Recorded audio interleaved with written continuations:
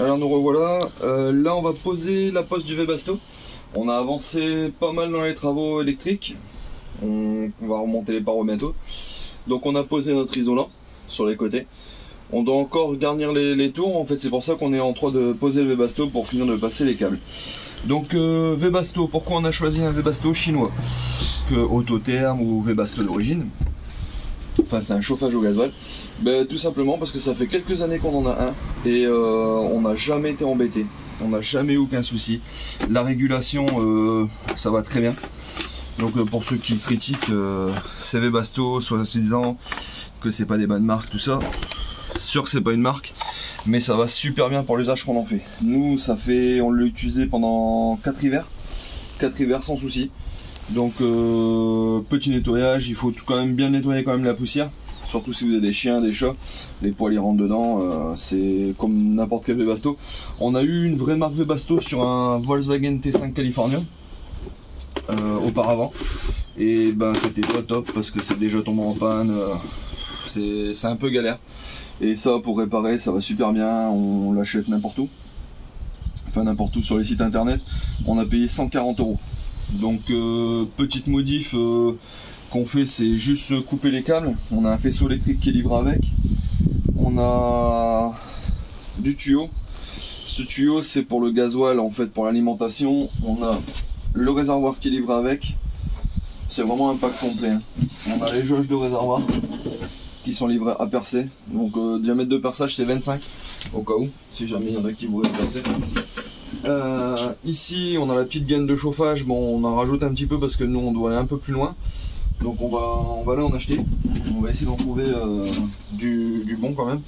Ici on a deux bouches comme ça, deux bouches orientales, donc là on en a racheté un nouveau parce que l'ancien on le remonte dans une autre caravane en fait qu'on a aussi, tout juste pour en avoir un nouveau. Ici cette bouche elle est démontable, donc ce qui est bien c'est que si vous voulez nettoyer c'est parfait. On a le tuyau du pot d'échappement et le tuyau d'air. Donc c'est livré avec un pot d'échappement, une régulation et une notice. Hop. Ici on a la régulation avec la petite télécommande. Donc j'expliquerai dans un prochain tuto en fait comment on sert de la régulation et de la télécommande. Avec on a même les colsons, toutes les bagues, tout est fourni. En fait c'est un kit complet.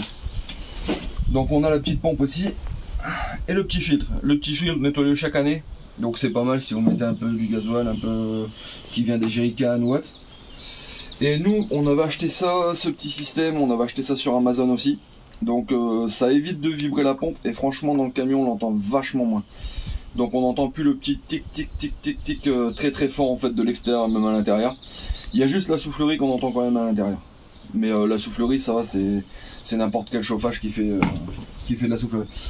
Donc nous sur le faisceau, donc ici j'ai déjà passé dans mes gaines en fait. Ici j'ai mon faisceau qui monte ici, pour je vais avoir ma régulation qui va être juste sur le côté. Là en fait ça va mon tableau électrique qu'on a monté hier. Donc hier soir on n'a pas terminé de monter le tableau électrique parce qu'en fait on a fait une petite préparation, il se trouve juste là. Donc avec tous les fusibles et autres. Donc on va y revenir après. Donc pour notre régulation, ici nous on coupe juste le fil de pompe en fait pour qu'il passe bien à l'extérieur. On a déjà fait au préalable le trou en fait pour sortir à l'extérieur de la carrosserie. Donc ce trou il a déjà été fait il y a quelques années et en fait c'est, pour la petite histoire, c'est le gamin il avait 12 ans à l'époque et en fait il avait monté son Webasto lui-même. Donc s'il avait monté lui-même à 12 ans, je pense que n'importe qui peut réaliser un montage de Webasto. Donc ici nous on coupe le fil de pompe. Donc petite pompe 12 volts, hein. On coupe le fil, on va le ressouder. Et en fait une fois ressoudé, en fait ça permettra que le fil passe dans un tout petit trou avec un petit bout de silicone en fait pour reboucher. Parce que vu la taille, c'est un peu impressionnant quand même pour faire un trou quoi, pour reboucher. Donc là je vais le souder. Hop, un petit fil de l'étain, une gaine thermo pour le reboucher. Et ce sera parfait.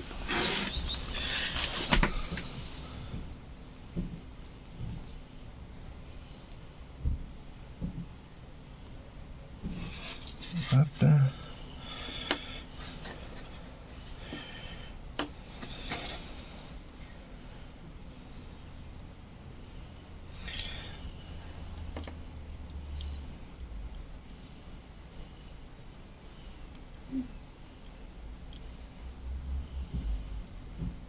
la concentration est au maximum.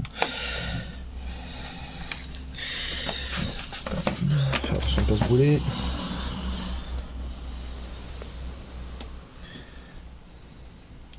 Hop, on met le petit bout de gaine au-dessus.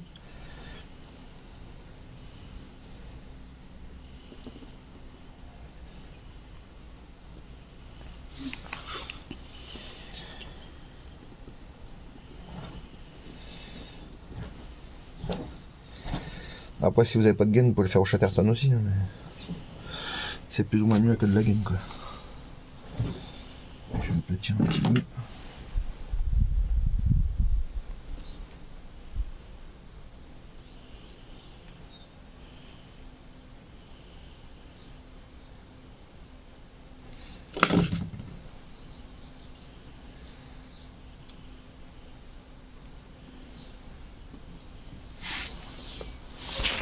Alors, une fois la gaine bien enfilée, hop, on vient passer un petit coup de briquet.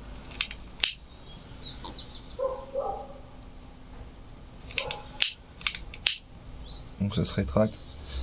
Hop, ça nous fait deux petits trucs étanches. Donc voilà, c'est parfait. Donc ici, hop, on peut le mettre à l'extérieur. Donc voilà, ça fait que vous n'êtes pas obligé de mettre votre pompe ou percer un très gros trou pour passer la gaine.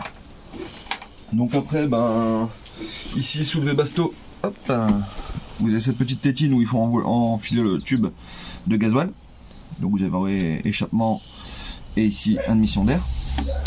Donc l'échappement pareil sous le véhicule, toujours sur l'arrière du véhicule, et aspiration d'air sur l'avant du véhicule, pour pas aspirer refoulé. Donc là, au préalable, j'ai percé un deuxième petit trou. Donc en dessous, on met une gaine. Hop. Et après, il suffit juste de venir enfiler le tuyau de gasoil. Donc tuyau de gasoil, ils en mettent vachement beaucoup. Mais moi je conseille simplement d'en mettre maxi 2 mètres juste après le réservoir. Parce que sinon en aspiration c'est la galère et la pompe elle fait vachement de bruit. Donc au minimum, donc là on va aller rechercher de la gaine tout à l'heure en fait en 16 pour repasser ici jusqu'au réservoir de gasoil. Donc là je vous fais voir juste en fait comment ça se fixe. Donc juste ici à l'intérieur, hop, du petit trou. Donc moi je repasse toujours par le trou du basto hein, pour vous faire voir. Hop, juste ici et on vient enfiler juste là. Comme ça on aura un beau petit passage en dessous. Donc la gaine pareil en dessous je mets une gaine qui va revenir juste ici pour le tuyau de gasoil. Parce que le tuyau de gasoil c'est super fragile. Et si on s'aperçoit qu'on a une petite fuite, on va s'en apercevoir bien longtemps après. On risque de gaspiller du carburant. Comme le carburant est cher, on va pas en gaspiller. Donc hop, fixation du basto. Hop. Donc le 4-10. Juste ici.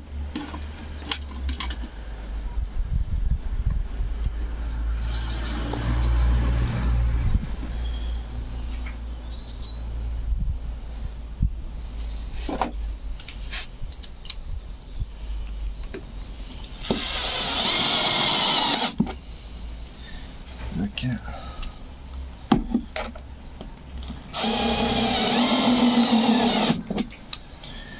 Ok.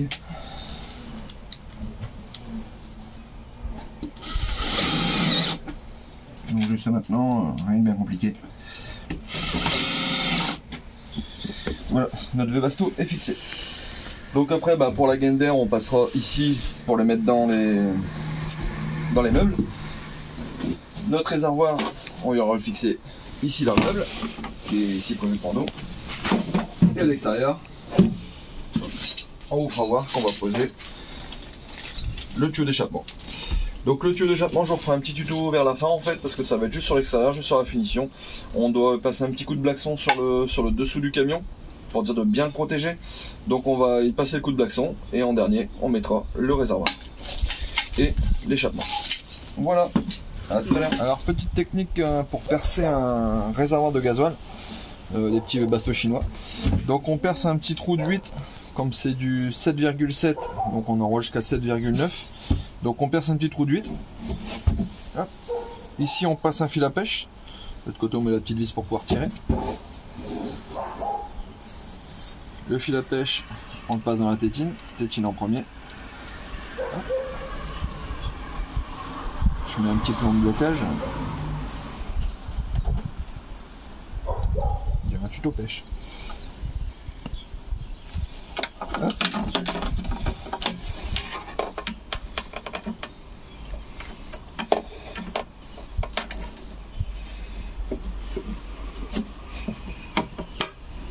Et voilà.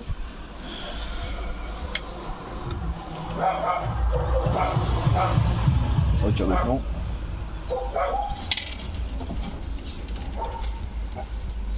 On retire le fil.